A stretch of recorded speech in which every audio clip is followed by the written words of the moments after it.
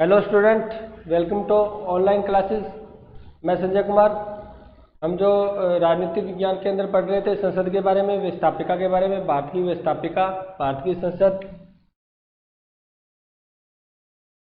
उसके अंदर हमने पढ़ा था भी जो संसद होती है ना, उसका काम होता है कानून का निर्माण करना। इस चीज़ को हम पढ़ चुके थे और हमने ये भी पढ़ा था भी जो संसद है उसको अलग अलग देशों में अलग अलग नाम से जाना जाता है। होती व्यवस्थापिका यही है, ये व्यवस्थापिका ही है। जैसे हमने पढ़ा था अमेरिका में इसको कांग्रेस कहते हैं, जापान में इसको डायड कहा जाता है, ईरान में मजलिस कहा जाता है। ऐसी चीज़ हमने पढ़ी थी, ठीक है। जैसे इंग्लैंड में इसको पार्लियामेंट कहते हैं। इसी प्रकार भारत में जो व्यवस्थापिका होती है उसको संसद कहा जाता है। इसके बारे में हम पढ़ चुके हैं। उसके बाद हमने ये भी पढ़ा था कि संसद के 2 सदन होते हैं, लोकसभा, राज्यसभा। उसके संसद के 3 अंग होते हैं, लोकसभा, राज्यसभा और राष्ट्रपति। और हमने ये भी पढ़ा था भी जो संसद का संविधान में जिक्र किया गया है वो आर्टिकल 79 में किया गया है। ये आर्टिकल 79 जो अनुच्छेद 79 है उसके अंदर स्पष्ट रूप से कहा गया है कि भारत के लिए एक संसद होगी, ठीक है, जो राष्ट्रपति, लोकसभा, राज्यसभा से मिलकर बनेगी। यानी उसके अंदर एक राष्ट्रपति होगा, लोकसभा होगी और राज्यसभा में 2 सदन होंगे और एक अभिन्न अंग होगा जो राष्ट्रपति होगा। उसके बाद हमने जो इसके टॉपिक को जहाँ पर हमने छोड़ा था उसके आगे हम नेक्स्ट कंटिन्यू करते हैं, ठीक है। हमने यहाँ पर उसकी योग्यताएं की थी, जो संसद के सदस्य हैं उनकी योग्यताएं, ये हमने कंप्लीट की थी। और योग्यताओं के बारे में आपको बता चुका था भी पहली योग्यता तो सेम होती है, सबकी कॉमन होती है। कौन सी? भी वह भारत का नागरिक होना चाहिए। उसके बाद नेक्स्ट मैंने आपको यही बताया था भी जो लोकसभा है उसके जो मेंबर बनने की, सदस्य बनने की जो आयु होती है वो न्यूनतम आयु होती है वो 25 वर्ष होती है। इसका मतलब 25 वर्ष का जो व्यक्ति होता है वो लोकसभा का सदस्य के लिए निर्वाचित हो सकता है। राज्यसभा होती है उसके लिए 30 वर्ष होता है। इसका मतलब 30 वर्ष का जो व्यक्ति होता है उतनी उम्र एज वो प्राप्त कर लेता है तो वो क्या हो सकता है, राज्यसभा के लिए निर्वाचित हो सकता है। उसके बाद हमने ये भी पढ़ा था क्या नहीं होना चाहिए, दिवालिया नहीं होना चाहिए, विकृत चित्त यानी पागल नहीं होना चाहिए। इस चीज़ के अंदर हम पढ़ चुके हैं। उसके बाद हमने लोकसभा, राज्यसभा के नामों के बारे में जान चुके हैं। लोकसभा होती है वो जनता का सदन होता है क्योंकि वहाँ पर प्रत्यक्ष डायरेक्ट इलेक्शन के द्वारा लोग चुनकर आते हैं वहाँ पर। राज्यसभा होती है वो इनडायरेक्ट इलेक्शन से होता है, इसका मतलब वो जनता का सदन नहीं, राज्यों का सदन होता है। और ये हम जो राज्यसभा के बारे में तो हम 2-3 बार पढ़ चुके हैं। जब हमने संविधान की विशेषताएं की थी उसके अंदर भी हमने पढ़ा था भी जो संसद का द्वितीय अंग होता है, द्वितीय जो सदन होता है राज्यसभा, वो राज्यों का सदन होता है। उसके बाद नेक्स्ट हमने जैसे संघीय व्यवस्था के बारे में पढ़ा था, तब भी हमने राज्यसभा की बात कही थी। अब जो हम आगे पढ़ने वाले हैं, जो हमारा टॉपिक है वो है संसद के सत्र। देखो इसके अंदर 2-3 फैक्ट है जो हमें पढ़ने हैं, कोई ज़्यादा मैटर नहीं है। सत्र आप ये सिंपल से रूप में ले सकते हो भी एक तरह की बैठक की बात हो रही है, क्योंकि जब भी कोई कानून बनाया जाता है ना वो सत्र में बनाया जाता है।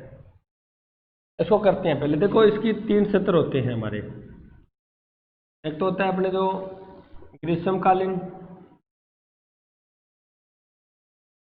अगर हम इसको ऐसे लेके चले ना तो इसको आप ये कह सकते हो जो बजट सत्र होता है, एक बजट सत्र होता है। उसके बाद एक होता है शीतकालीन और एक होता है मानसून सत्र। देखो ये संसद के 3 सत्र होते हैं, ये मान के चलो आप ये 3 बैठकें होती है, ठीक है, जिसके अंदर सभी मेंबर होते हैं वो इकट्ठे होते हैं। इकट्ठे होकर कोई भी कानून बनाना है, कोई कानून में संशोधन करना है, संविधान में संशोधन करना है, या कोई कानून को खत्म करना है या कोई नया कानून बनाना है। ये टोटल काम होता है वो सत्र के दौरान होते हैं। इसी के दौरान क्या होता है, कोई बिल पास होता है और इसी में क्या होता है, प्रस्ताव रखे जाते हैं हमें ये कानून की आवश्यकता है, हमें इसमें ये संशोधन की आवश्यकता है। तो वहाँ पर क्या होता है, उस कानून से संबंधित चर्चा होती है, पूरा वाद विवाद होता है, पूरी चर्चा होके उस कानून को बनाया जाता है। तो ये जो 3 सत्र होते हैं ना, बजट स्तर, शीतकालीन और मानसून स्तर, अब हम इसके बारे में कुछ फैक्ट की बात करते हैं। देखो सत्र को जो आहूत करने की बात होती है, आहूत होता है बुलाना, सत्र आहूत करना। मैं आपको कुछ बता रहा हूँ, ध्यान से देखना, जैसे हमने इसको लाइन को पूरी करेंगे आपको समझ आ जाएगी मैं क्या बताना चाहता हूँ आपको। देखो सत्र होता है ना, सत्र को आहूत करने का काम होता है राष्ट्रपति का, ठीक है। और ये होता है आर्टिकल 85 के तहत। जो सत्र बुलाए जाते हैं वो किसके तहत बुलाए जाते हैं, आर्टिकल 85 यानी 85 के तहत सत्र को राष्ट्रपति का क्या कर सकता है, सत्र को आहूत कर सकता है, बुला सकता है। ठीक है, और क्या होता है इसके अंदर, एक तो सत्र को आहूत करना और एक सत्रावसान करना, सत्रावसान, ये दोनों ही जो बात होती है ना वो पावर राष्ट्रपति के पास होती है। इसका मतलब राष्ट्रपति नया सत्र बुला सकता है और उसको सत्रावसान या पूरे सत्र का अवसान करना, पूरे सत्र को खत्म करना, समाप्त करना, वो होता है राष्ट्रपति का काम। इसका मतलब सत्र को आहूत करना भी राष्ट्रपति का काम होता है। 85 के तहत राष्ट्रपति क्या करता है, सत्र को आहूत करता है, सत्र को बुलाता है। ये 3 प्रकार के सत्र है, सम्मेलन है। ठीक है, और इसका सत्रावसान यानी अवसान होता है, उसको समाप्त करना, उस सत्र को खत्म करना। ठीक है, तो वो अंतिम रूप से उसको समाप्त किया जाता है, वो कौन करता है, राष्ट्रपति ही करता है। लेकिन इसके अंदर एक बात आती है, भी जब सत्र जब ये बुला, जैसे मान लेते हैं बजट सत्र चल रहा है वर्तमान में, ठीक है, इसके अंदर कोई प्रस्ताव पर कार्रवाई चल रही है, प्रस्ताव के ऊपर कोई कार्रवाई चल रही है, यानी कोई वाद विवाद हो रहा है या कोई बैठक चल रही है। ठीक है, उस बैठक को स्थगित करने का जो अधिकार होता है, ध्यान रखना, वो पीठासीन अधिकारी का होता है। किसका होता है, पीठासीन अधिकारी। देखो मैंने आपको क्या कहा है, मैंने कहा था स्तर को स्थगित करना, स्तर को स्थगित करना, पूरे स्तर को स्थगित क्या करना, पूरा स्तर अवसान ही करना। इसको स्थगित शब्द ही मत दो आप, यानी सत्र को अवसान करना यानी सत्र को समाप्त करना कह सकते हो, वो तो काम होता है राष्ट्रपति का। बैठक को स्थगित करना, ये स्थगित नाम यहाँ देते हैं हम, बैठक को स्थगित करना, यानी बैठक को स्थगित करने का काम क्या होता है, पीठासीन अधिकारी का होता है। ठीक है, कोई बैठक चल रही है, वाद विवाद चल रहा है, उसके अंदर कोई ऐसा डिसीजन नहीं आ रहा, निर्णय नहीं आ रहा, तो उस कार्रवाई को क्या कर सकता है, पीठासीन अधिकारी इसको क्या कर सकता है, आगे कुछ ना स्थगित कर सकता है, लंबे आगे मतलब विषय में डाल सकता है। तो देखो ये पीठासीन अधिकारी क्या होता है, इनके बारे में और पढ़ लेते हैं थोड़ा, हम साथ साथ में चलते हैं सबको पढ़ते हुए। पीठासीन अधिकारी, हम इसके बारे में बात करें तो लोकसभा में तो होता है, तो लोकसभा के अध्यक्ष होता है, ये उसका अधिकार होता है। लोकसभा में जो लोकसभा का अध्यक्ष होता है ना, वो पीठासीन अधिकारी होता है। ठीक है, अगर उस टाइम अध्यक्ष अवेलेबल नहीं है, यानी अध्यक्ष नहीं है, अपनी सीट के ऊपर नहीं है, तो उसके स्थान पर जो व्यक्ति यानी जो उपाध्यक्ष है, जो काम कर रहा है, वो पीठासीन अधिकारी होगा। ठीक है, उसके बाद राज्यसभा की बात करें हम, तो राज्यसभा में एक कार्रवाई करने का अधिकार होता है सभापति का, जो सभापति होता है, यानी जो राज्यसभा में पीठासीन अधिकारी होता है वो सभापति होता है। अगर सभापति उस टाइम नहीं है, यानी उस स्थान पर नहीं है, किसी भी कारण, या तो बीमार हो चुके हैं या मृत्यु हो चुकी है या किसी प्रकार से कुछ भी कारण है, कोई रीजन है, तो तब उसके स्थान पर पीठासीन अधिकारी कौन होगा, उपसभापति होगा। कौन होगा, उपसभापति। इसी प्रकार अध्यक्ष नहीं होगा तो इसके स्थान पर कौन होगा, उपाध्यक्ष होगा। उससे पूरे स्तर की जो अध्यक्षता कर रहा होता है उसे बोलते हैं पीठासीन अधिकारी।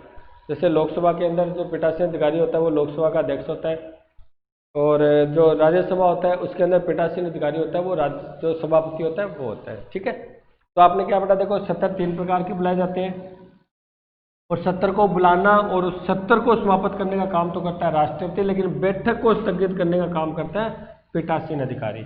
लोकसभा में लोकसभा का अध्यक्ष करेगा, और राज्यसभा में जो राज्यसभा के सभापति है वो करेंगे। साथ में हमारे संविधान में 85 में ये भी बात लिखी गई है भी 2 सत्रों के मध्य, 2 सत्रों के मध्य 6 माह से अधिक अंतर नहीं हो सकता, अंतर नहीं हो सकता। तो 2 सत्र होते हैं ना, जैसे मान लेते हैं ये 2 सत्र है, इन दोनों के मध्य 6 माह का अंतर नहीं हो सकता, ये है इनके मध्य 6 माह का, यानी 6 माह से अधिक अंतर नहीं हो सकता। इसका मतलब क्या हुआ, इसका अर्थ ये हुआ भी जो राष्ट्रपति होता है, जो संसद होती है, उसकी 6 माह के पहले उसको नया सत्र बुलाना ही पड़ता है। ऐसा नहीं एक बार बजट स्तर हो गया उसके बाद मानसून स्तर तो बुला ही नहीं, 7 माह निकल जाए, 8 माह निकल जाए, ऐसा कोई मटेरियल संविधान में स्पष्ट रूप से लिखा गया है। वे में जो भी सत्र हो रहा है ना, एक बार जैसे मान लो आज सत्र की लास्ट बैठक हुई है, यानी आज राष्ट्रपति ने क्या किया, बजट स्तर को बिल्कुल इस तरह अवसान कर दिया, उसको समाप्त कर दिया। उसके बाद जो नेक्स्ट स्तर आने वाला है, जो मानसून स्तर आने वाला है, तो मतलब जो मानसून स्तर वो 6, 7 माह 8 माह आए ही नहीं, यानी नया सत्र बुला ही नहीं, तो ऐसा नहीं हो सकता। यानी 6 माह से पहले क्या करना पड़ता है, नया सत्र बुलाना पड़ता है। यानी कहने का मतलब 85 में लिखा गया है भी 2 सत्रों के मध्य 6 माह से अधिक का अंतर नहीं हो सकता, कम हो सकता है, 6 माह से ज़्यादा का अंतर नहीं हो सकता। ये है हमारे संसद के सत्र की बात। ठीक है, आपको याद यही रखना है। मैं भी 3 स्तर हो गए। बुलाने का काम करता है राष्ट्रपति, सत्र को समाप्त करने का काम करता है राष्ट्रपति, लेकिन बैठक को स्थगित का काम करता है पीठासीन अधिकारी। और पीठासीन अधिकारी में आपको बता चुका हूँ, लोकसभा में होता है लोकसभा का अध्यक्ष और राज्यसभा में होता है राज्यसभा सभापति, जो सभापति होता है। ठीक है, सभापति होते हैं जो उपराष्ट्रपति होते हैं। वो आगे हम चर्चा करेंगे किस प्रकार सभापति बनते हैं, किस प्रकार अध्यक्ष बनते हैं, टोटल पढ़ेंगे हम। तो आज हमने ये पढ़ा संसद के स्तर। अब उसके बाद नेक्स्ट जो हमारा टॉपिक है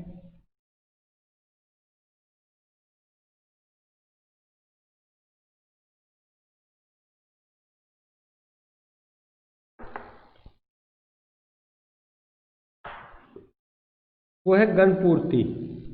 गणपूर्ति होता है जो कोरम होता है। देखो गणपूर्ति क्या होती है, सबसे पहले इसके बारे में पढ़ते हैं, इसका अर्थ पढ़ते हैं शब्द का। गणपूर्ति यानी गण होते हैं मत, मत की पूर्ति करना।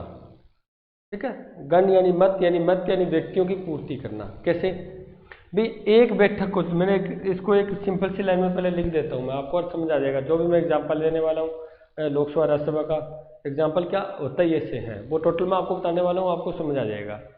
देखो एक बैठक को चलाने के लिए न्यूनतम सदस्य संख्या, बस वो गणपूर्ति होती है। आज कोई बैठक हुई है, भी न्यूनतम इतने व्यक्ति तो उपस्थित नहीं होने चाहिए। अगर उससे कम उपस्थित होते हैं तो बैठक नहीं होती, वो बैठक को स्थगित कर दी जाती है या उसको आगे टाल दी जाती है। समझ रहे हो बात? भी एक बैठक को, जैसे मान लो आज यहाँ कोई बैठक हो रही है, उसको जैसे मान लेते हैं, कहते जी कम से कम 5 सदस्य तो आने चाहिए। हो सकता है वहाँ पर 4 ही आए, तो इसका मतलब वो बैठक नहीं होगी। हाँ 5 आ जाए, इसका मतलब जो 5 जो कम से कम रखे गए हैं उसे बोलते हैं हम गणपूर्ति यानी कोरम। ठीक है, भी एक बैठक को चलाने के लिए, कोई भी सम्मेलन है, कोई बैठक है, उसको चलाने के लिए जो कम से कम सदस्य संख्या की बात होती है उसे हम बोलते हैं कोरम या गणपूर्ति। अब इसके आधार पर अब मैं एक छोटा सा एग्जाम्पल लेते हैं हम। देखो लोकसभा, अब आपसे आपको मैं वैसे बता देता हूँ, बैठक जो कोरम होता है वो क्या रखा गया है, कोरम है वो ध्यान रखना 1/10 भाग, यानी 10वां भाग है। आप ये कह सकते हो 10वां भाग। इसका मतलब संसद की बैठक को चलाने के लिए, चाहे वो लोकसभा है चाहे वो राज्यसभा है, उनकी बैठक को चलाने के लिए कम से कम 10वां भाग तो मेंबर वहां पर उपस्थित होने ही होने चाहिए। अगर 10वां भाग से कम उपस्थित होते हैं तो बैठक स्थगित हो जाती है, उसमें कोई निर्णय नहीं लिया जाता है। यानी ये न्यूनतम सदस्य संख्या होती है, ये ध्यान रखना। ये कोरम या जो गणपूर्ति होती है ना, वो न्यूनतम सदस्य संख्या होती है। सबसे न्यूनतम रूप से इतना सदस्य संख्या तो होनी चाहिए। जैसे हम एग्जाम्पल लेते हैं, लोकसभा में 552 सदस्य हैं, हो सकते हैं, वैसे वर्तमान में 545 है, वैसे अधिकतम 552 हो सकते हैं। इसका देख लो 10वां भाग क्या है। आप क्या करो, यहाँ पावर लगाओगे तो लगभग 55 आ गया। क्या आ गया? 55। इसका मतलब लोकसभा यानी 552 को 10 से भाग देंगे तो 55 ही आएगा। 55.20 आएगा, तो 50 से कम है तो हम उसको हटा देते हैं, सीधे 55 लिख देते हैं। इसका अर्थ क्या हुआ? इसका अर्थ हुआ भी लोकसभा की अगर हमें कोई बैठक चलानी है, लोकसभा की कोई हमें बैठक चलानी है, तो उस बैठक में 55 व्यक्ति तो उपस्थित होने ही होने चाहिए। अगर 55 से कम उपस्थित होते हैं तो वो बैठक स्थगित कर दी जाती है। तो ये 55 है, ये क्या है? ये लोकसभा के अंदर लोकसभा की गणपूर्ति है, यानी कोरम है। ठीक है, ये न्यूनतम सदस्य संख्या है जो बैठक चलाने के लिए आवश्यक होती है। अगर ये न्यूनतम सदस्य संख्या नहीं होती तो बैठक भी नहीं चलती है, तो उसको बैठक को जो पीठासीन अधिकारी होता है वो उसको स्थगित कर देता है। इसी प्रकार हम राज्यसभा की बात करें, राज्यसभा में 250 हो सकते हैं। अब 250 को अगर 10वां भाग देख लो, इसका कितना हुआ? 25। इसका अर्थ हुआ भी राज्यसभा की बैठक चलानी है हमें, राज्यसभा की बैठक चलाने के लिए न्यूनतम 25 सदस्य तो होने चाहिए। अगर 25 से कम होते हैं तो बैठक स्थगित कर दी जाती है उसके पीठासीन अधिकारी के द्वारा। ठीक है, बात समझ रहे होंगे, बिल्कुल सिंपल है। भी जो भी संस्था है उसकी जो न्यूनतम सदस्य संख्या उतनी होगी तभी वो बैठक चल पाएगी, वरना नहीं चल पाएगी। जैसे लोकसभा में जो कोरम है वो 55 है। अगर आपसे पूछे तो आप 10वां भाग देखना है बस। तो 10वां भाग कितना बनता है? 55 बनता है। राज्यसभा में कितना बनता है? 25। यानी ये न्यूनतम सदस्य संख्या क्या होती है? गणपूर्ति या कोरम। ठीक है, उसके बाद नेक्स्ट पढ़ते हैं इसका टॉपिक।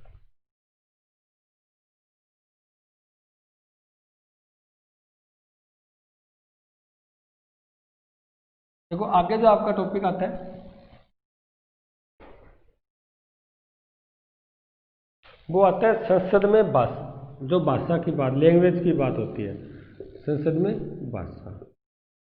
जो संसद के अंदर जो बोली जाती है, जो भाषण दिए जाते हैं, जो भी वाद विवाद होता है, वो कौन सी लैंग्वेज में होना चाहिए? यानी जिसको बोलने का मौका दिया जाता है संसद में, जिस व्यक्ति को बोलने का मौका दिया जाता है वो किस लैंग्वेज में, किस भाषा में बोल सकता है? आपको बता देता हूँ, हमारे यहाँ जो संसद की जो लैंग्वेज है ना, वो हिंदी और अंग्रेजी है। क्या है? हिंदी और अंग्रेजी। यानी हिंदी अंग्रेजी में क्या आता है? भाषण दिया जाता है। लेकिन एक बात और इसके अंदर लिखी गई है। क्या बात लिखी गई है? यदि पीठासीन अधिकारी, कौन सा?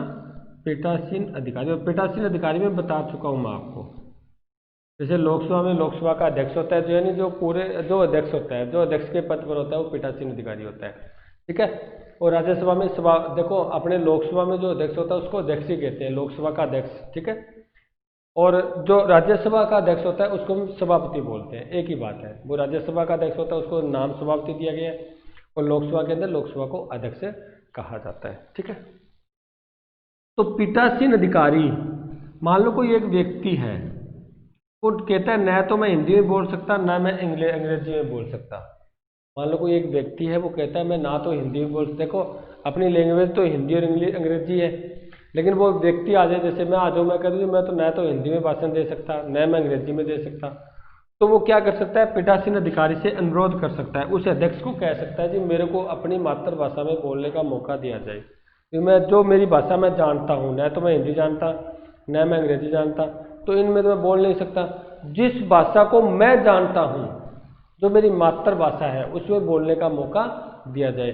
फिर क्या कहते हैं? इसलिए कहते हैं कि पीठासीन अधिकारी अगर चाहे तो व्यक्ति को अपनी मातृभाषा का यूज भी कर सकता है। व्यक्ति भाषण में मातृभाषा का यूज भी कर सकता है। सिंपल सी है ना। अगर भाषा की बात है तो आप कहोगे जी हिंदी और अंग्रेजी का यूज होता है, लेकिन पीठासीन अधिकारी के कहने पर, उससे परमिशन लेकर कोई व्यक्ति अपनी मातृभाषा में या अन्य लैंग्वेज का भी यूज कर सकता है। क्योंकि हो सकता है उस व्यक्ति को दोनों न आती हो, तो वो व्यक्ति अन्य जो अपनी मातृभाषा है, जो लैंग्वेज, जो भाषा वो जानता है, उस भाषा का यूज करके भी भाषण दे सकता है, अपनी बात रख सकता है। ये है हमारे संसद में भाषा। उसके बाद बात करें हम आगे नेक्स्ट टॉपिक की। तो जो नेक्स्ट हमारा टॉपिक है वो है मंत्रियों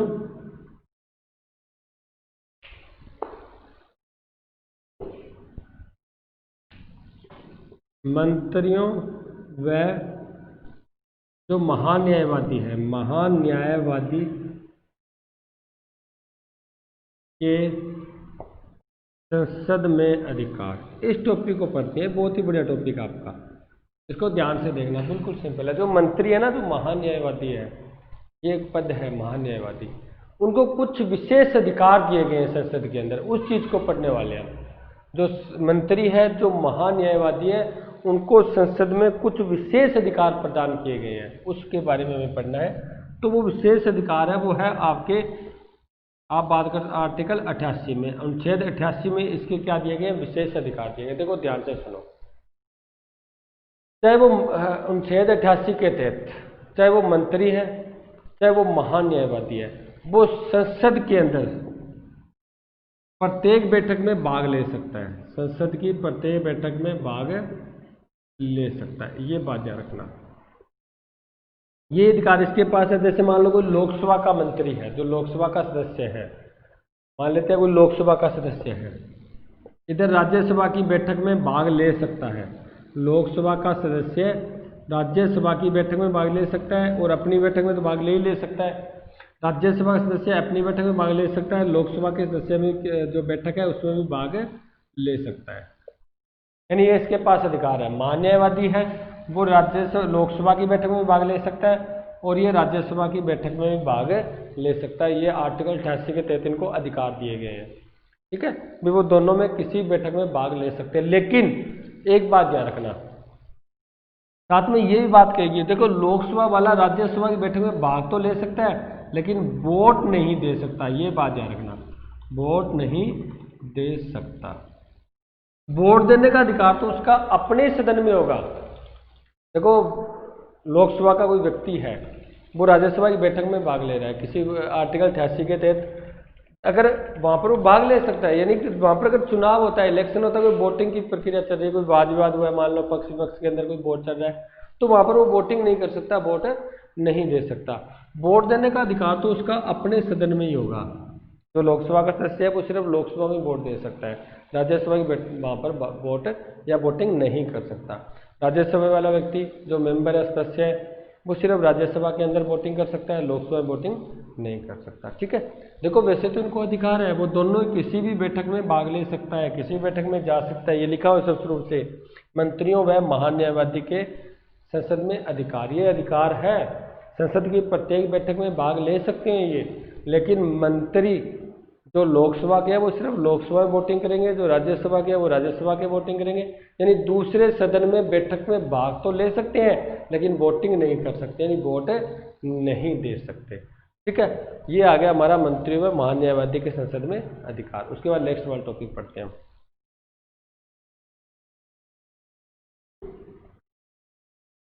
आगे जो हमारा टॉपिक है वो अब अपने बात करते हैं पूरी संसद की। संसद के मैंने भाग बताए थे ना, दो भाग होते हैं, एक तो लोकसभा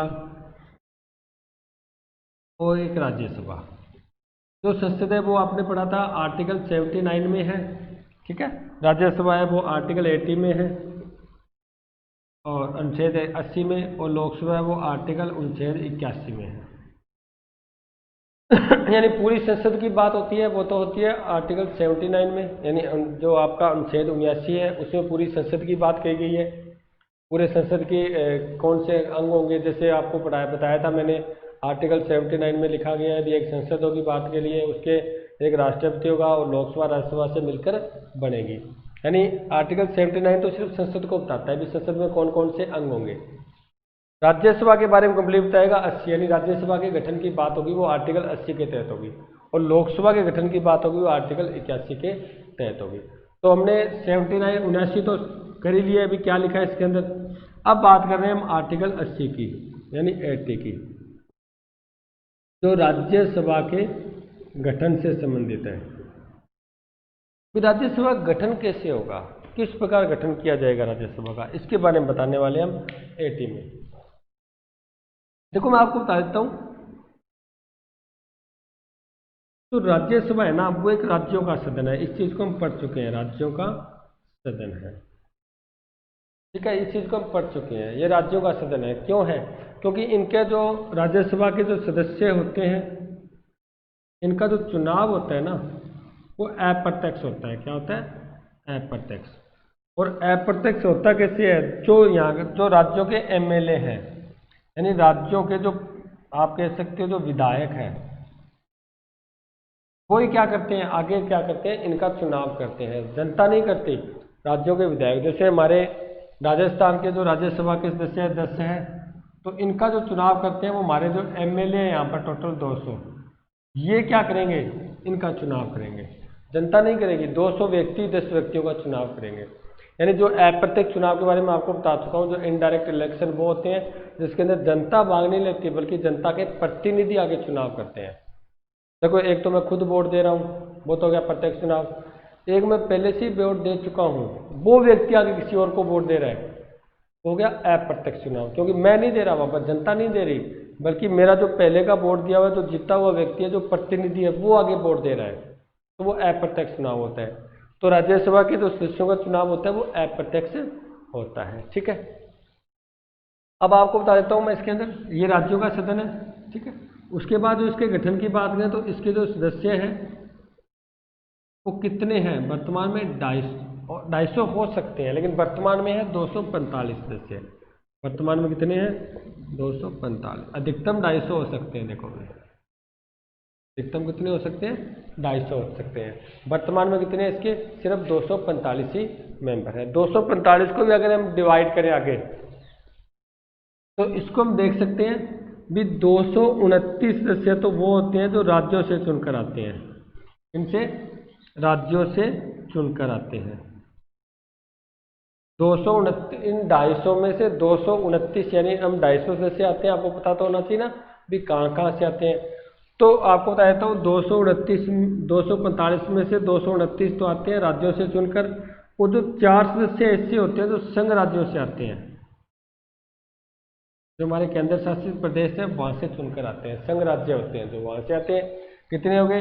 229 और 4 233 हो गए ना। इसके अंदर 12 सदस्य ऐसे होते हैं जो राष्ट्रपति मनोनीत करता है। राष्ट्रपति मनोनीत करता है। इसका मतलब इसका चुनाव नहीं होता है इनका, इतनों का तो चुनाव होता है। यानी 229 प्लस 4 यानी 233 इनका तो होता है चुनाव, अप्रत्यक्ष चुनाव। ठीक है, जिसमें 229 तो राज्यों से चुनाव होकर जीत कर आ जाते हैं, 4 होते हैं वो संघ राज्यों से आ जाते हैं। जो बाकी 12 बचे वो व्यक्ति आते हैं राष्ट्रपति के द्वारा मनोनीत होकर। राष्ट्रपति मनोनीत क्यों को करता है?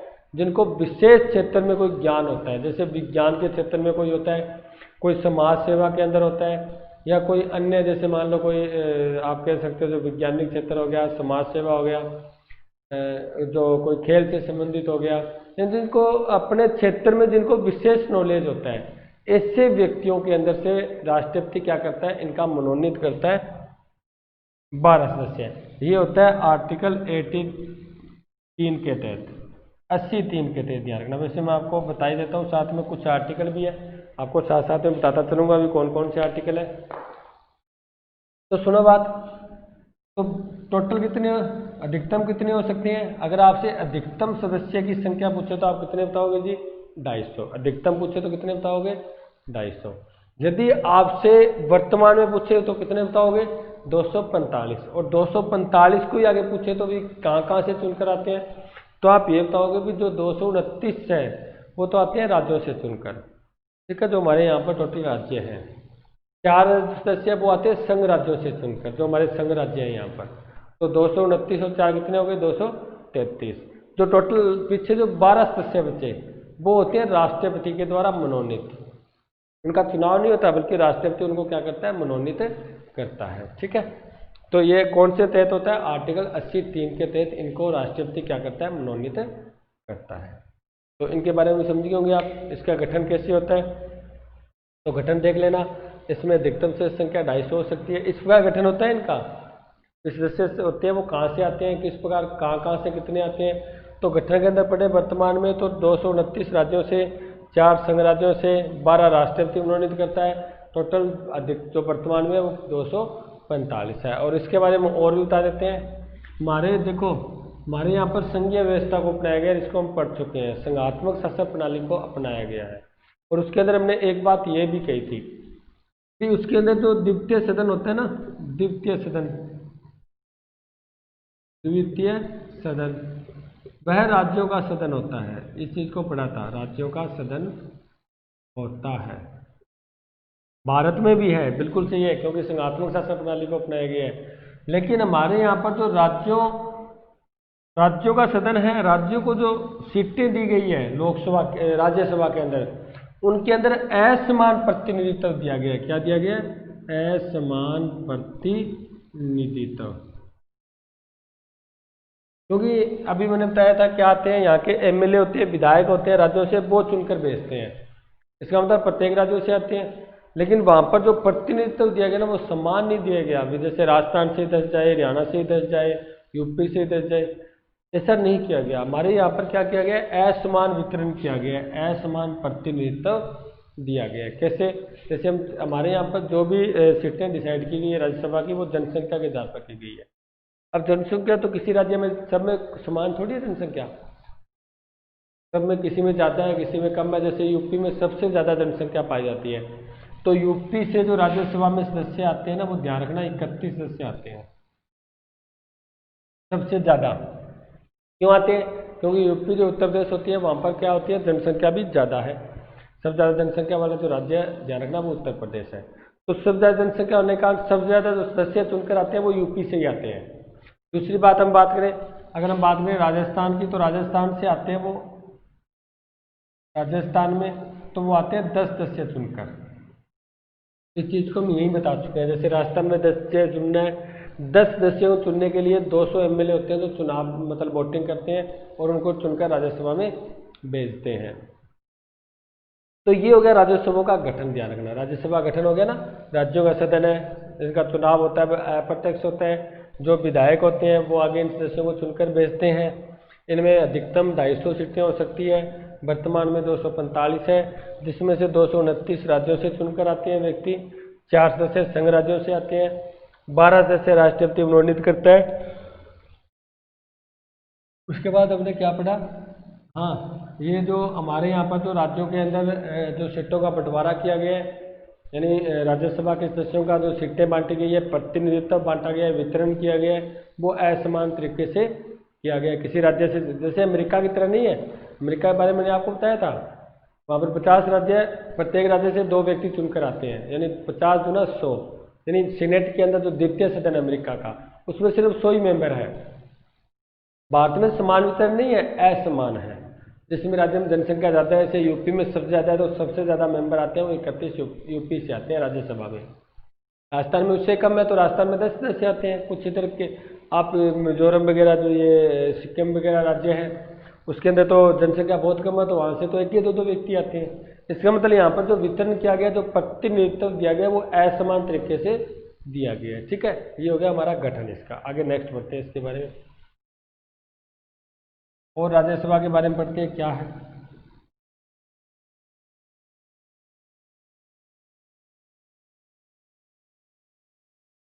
देखो उसके बाद आती है, अब राज्यसभा के सदस्यों का निर्वाचन की बात करते हैं हम।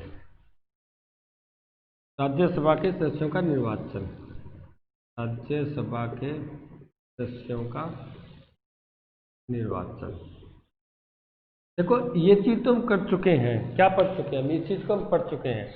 भी जो हमारे यहाँ वर्तमान में राज्यसभा में जो सदस्य हैं, वर्तमान में राज्यसभा में सदस्य है वो 250 है। 250 में से 245 है, 233 तो आते हैं चुनाव के द्वारा, और 12 क्या करता है, राष्ट्रपति मनोनीत करता है, राष्ट्रपति मनोनीत करता है। देखो यहाँ पर ध्यान से देखो, फिर 245 में से 233 तो आते हैं चुनाव के द्वारा जीतकर, 12 सदस्य क्या करता है, राष्ट्रपति मनोनीत करता है, तो हो गए 233 और 12 245। अब बात आती है इनकी। देखो ये तो सिंपल सी बात है, ये तो राष्ट्रपति मनोनीत करता है अपने आधार पर, जिसको विशेष अपने कोई क्षेत्र में विशेष नॉलेज होता है, तो ज़्यादा ज्ञानशाली होता है, अपने क्षेत्र का पूर्ण रूप से ज्ञान रखता हो, उसको वो मनोनीत कर देगा। ठीक है, लेकिन इनका चुनाव कैसे होता है, बात इनकी कर रहे हैं हम। 233 सदस्यों का चुनाव तो होता है, लेकिन वो चुनाव कैसे होता है इस चीज़ को पढ़ रहे हैं। फिर निर्वाचन कैसे होता है, कौन करता है इनका निर्वाचन, इनके बारे में बात करें तो इसके बारे में मैंने आपको थोड़ा बता भी दिया है। इनका चुनाव होता है वो अप्रत्यक्ष चुनाव होता है। क्या होता है, अप्रत्यक्ष चुनाव। ठीक है, कौन करता है, जो विधायक होते हैं, एमएलए, जो राज्यों के विधायक होते हैं वो क्या करते हैं, इन सदस्यों का आगे चुनाव करते हैं। ठीक है, और इस विधि के अंदर जो अपनाया गया है वो कौन सी अपनाया गया है, एकल संक्रमणीय मत प्रणाली, एकल संक्रमणीय मत प्रणाली को अपनाया गया है। अब ये एकल संक्रमणीय मत प्रणाली है क्या, इसको हम ज़्यादा मैं आपको यहाँ नहीं बताऊंगा, क्योंकि ये चीज़ आप राष्ट्रपति वाले टॉपिक में जब हम कार्यपालिका करेंगे ना उसके अंदर पढ़ लोगे, उसके अंदर, क्योंकि यहाँ पर आपके सिलेबस के अंदर इनके ये समानुपातिक प्रतिनिधित्व प्रणाली का एक भाग है। ठीक है, अप्रत्यक्ष चुनाव का एक तरीका है इसके अंदर। पहले क्या होता था, देखो राज्यसभा में पहले चुनाव होता था ना, वोटिंग होती थी, सीधे खुला मतदान होता था, बिल्कुल स्टार्टिंग की बात कर रहा हूँ, जब राज्यसभा का गठन हुआ था खुला मतदान होता था, सीधे पूछे जाते थे, हाँ जी इसके पक्ष में कितने व्यक्ति हैं, वो हाथ खड़े कर देते थे, गिन लेते थे भी इतने व्यक्ति इसके पक्ष में, इतने व्यक्ति इसके पक्ष में, यानी जिसके पक्ष में ज़्यादा होते हैं, जिनको निश्चित संख्या प्राप्त हो जाती है जीतने की जितनी चाहिए, उस व्यक्ति को विजयी बना दिया जाता था। लेकिन वर्तमान में इसका गुप्त मतदान ही होता है। ठीक है, और उस विधि को अपनाया गया एकल संक्रमणीय मत प्रणाली के अंदर। तो इस प्रणाली के द्वारा क्या होता है, इनका चुनाव होता है, ठीक है। और इसकी प्रणाली में आपको थोड़ा सा यही रिपीट कर देता हूँ, बता देता हूँ, क्योंकि इस प्रणाली के अंदर एक निश्चित कोटे की आवश्यकता होती है, निश्चित कोटा भी। ऐसा नहीं जैसे मान लो एक तो हमारे चुनाव की प्रक्रिया ये है जो प्रत्यक्ष चुनाव की है, तो अप्रत्यक्ष की बात हो रही है। प्रत्यक्ष चुनाव की प्रक्रिया तो यही है जिस जो सबसे आगे वही जीते, बस सिंपल सी बात है। जो सबसे आगे वो जीत चुका है, चाहे उसको वोट चाहे 10 वोट आए हो। जैसे मान लो अब एक छोटा एग्जाम्पल लेते हैं, 100 व्यक्ति हैं, 100 व्यक्ति के अंदर मान लेते हैं 10 व्यक्ति, एक को 9 मिले, 9 मिले, 9 9 उम्मीदवार को, एक उम्मीदवार को 10 मिल गए। वोट तो चाहे उसको 10 ही आए हो, लेकिन वो है तो सबसे आगे ना, सबसे आगे है, चाहे एक वोट ही आगे है, बस ये जीत जाएगा। ये तो अपनाया गया प्रत्यक्ष चुनाव में अपने डायरेक्ट। आप देखते होंगे जनता जब वोटिंग होती है उसके अंदर चाहे वोट उसको कितना ही मिले, कितना ही मिले, अगर वो सबसे आगे है ना, चाहे वो 1 या 2 वोट से आगे है, तो वो क्या माना जाएगा, विजयी। देखो इसको देखा जाए, अगर वोटिंग के आधार पर 10 वोट को देखा जाए तो 10% ही वोट मिले, तो 10% तो बहुत कम है, तो भी वो क्या हो रहा है, विजयी हो रहा है, क्योंकि हमारे यहाँ प्रत्यक्ष प्रणाली में अपनाया गया है जो सबसे आगे वही जीते। लेकिन एकल संकुलीय प्रणाली में ऐसा मैटर नहीं है, वहां पर एक निश्चित कोटे की आवश्यकता पड़ती है भी, उसको एक डिसाइड कर दिया जाता है भी इतना प्रतिशत तो वोट आपको लेना ही पड़ेगा, चाहे वो सबसे आगे है, लेकिन अगर वो निश्चित कोटा प्राप्त नहीं करता, उतने प्रतिशत वोट प्राप्त नहीं करता, तो वो विजयी नहीं हो सकता। ये है हमारी एकल संकुलीय प्रणाली। इसका मतलब हमारे यहाँ जो राज्यसभा का चुनाव होता है वो अप्रत्यक्ष चुनाव होता है, जो एकल संकुलीय प्रणाली के बारे में बता चुका हूँ आपको, और इसको हम डिटेल से तब करेंगे जब राष्ट्रपति के बारे में हम पढ़ेंगे, ये क्या चीज़ है, कैसे इसके अंदर काउंटिंग होती है, किस प्रकार वोटिंग होती है, सब कुछ पढ़ेंगे हम, ठीक है। तो यहाँ पर तो आपको उतना ही ध्यान रखना है भी, जो ये चुनाव होते हैं 233 मेंबरों के, वो होते हैं अप्रत्यक्ष चुनाव। जो विधायक एमएलए होते हैं राज्यों से, जो हमारे एमएलए हैं वो चुनकर आगे क्या करते हैं, राज्यसभा में सदस्यों को भेजते हैं। क्योंकि हम स्टार्टिंग में एक ही लाइन पढ़ी थी, जो द्वितीय सदन होता है वो राज्यों का सदन होता है, इसका मतलब राज्य वहाँ पर जो व्यक्ति होते हैं वो वोटिंग करते हैं, ठीक है डियर स्टूडेंट। इसके बाद हम नेक्स्ट आगे अभी तक राज्यसभा के बारे में शक्तियाँ पढ़ेंगे, उनके सदस्यों का कार्यकाल पढ़ेंगे, ये टोटल आगे हम करेंगे। आज तक क्लास में इतना ही, थैंक यू।